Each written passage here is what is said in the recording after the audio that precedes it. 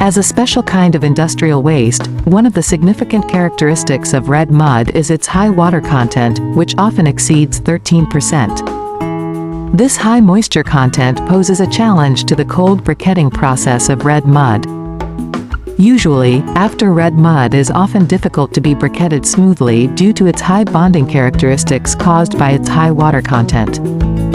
In order to effectively deal with this problem, we can adopt the method of adding powder materials to absorb water. Among them, magnesium oxide powder and aluminium ash are two commonly water absorbers. They can quickly absorb the excess water in red mud, thus reducing its water content.